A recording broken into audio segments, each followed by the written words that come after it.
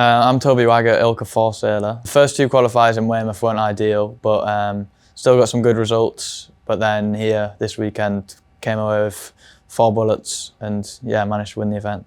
The reason I got 4 bullets was because my upwind speed was really good compared to the other sailors, and getting the timing right was definitely a big impact.